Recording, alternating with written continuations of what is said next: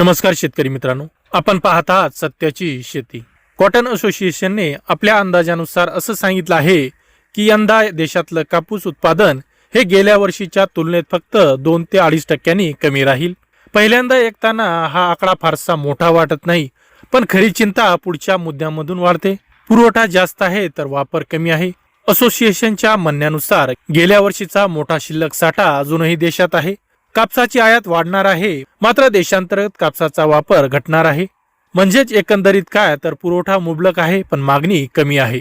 यामुळे असोसिएशनचा निष्कर्ष असा आहे की यंदाही कापूस बाजार दबावातच राहण्याची शक्यता आहे. इथून खरी चर्चा सुरू होते. कॉटन असोसिएशनच्या या अंदाजाशी खुद्द असोसिएशनचे काही सदस्य उद्योजकच सहमत नाहीत. उद्योगातील जाणकारांचं स्पष्ट म्हणणं आहे की उत्पादनाचे आकडे फुगून सांगितले गेले आहेत. उदाहरण घ्यायचं झालं तर असोसिएशन म्हणते गेल्या वर्षी उत्पादन 312 लाख गाठी झालेले आहे, यंदाचं उत्पादन 305 लाख गाठी आहे, म्हणजे फक्त 2.25% घट आहे. पण जर आपण ग्राउंड रियालिटी पाहिलं तर चित्र वेगळं आहे. लागवडी कमी आहेत, नुकसान जास्त आहे.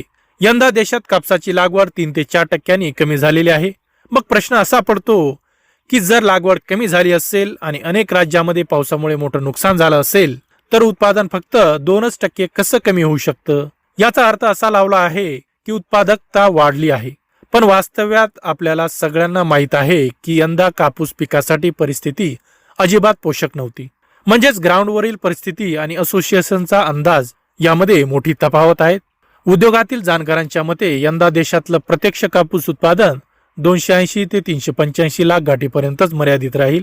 असोसिएशन सांगते तेवढं उत्पादन देशात यंदा होणं शक्य नाही, असं अभ्यासकांचं स्पष्ट मत आहे. असोसिएशनचा अंदाज आहे की 1 ऑक्टोबरला देशात 60 लाख गाठी कापूस शिल्लक होता.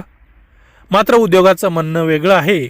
त्यांच्या मते प्रत्यक्ष शिल्लक साठा 40 ते 45 लाख गाठींच्या दरम्यानच आहे. म्हणजेच उत्पादन आणि शिल्लक साठा दोन्ही बाबतीत मोठं दुमत आहे. असोसिएशन नुसार यंदा देशांतर्गत वापर 300 लाख गाठी आहे. गेल्या वर्षी वापर 315 लाख गाठी होता, म्हणजेच वापरात घट झाली आहे.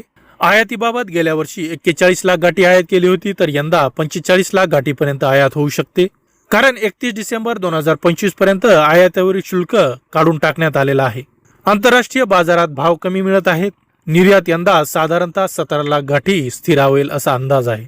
या सगळ्या अंदाजामुळे बाजारात भीतीचं वातावरण तयार केलं जात आहे. पण वास्तव्य असं आहे की गुणवत्तापूर्ण कापसाची यंदा टंचाई आहे. म्हणूनच लगेच पॅनिक सेलिंग करू नका. शक्य असल्यास CCIला हमी भावाने कापूस द्या.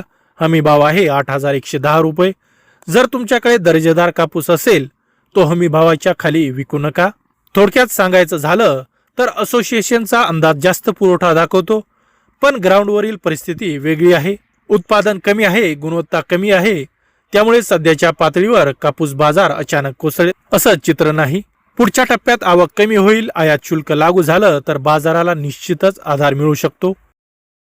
जर तुम्हाला अशीच खरी अभ्यासपूर्ण शेती आणि बाजार माहिती हवी असेल तर सत्याची शेती या चॅनलला सबस्क्राईब करा आणि हा व्हिडिओ जास्तीत जास्त शेतकऱ्यापर्यंत पोहोचवण्यासाठी लाईक आणि शेअर करा. धन्यवाद.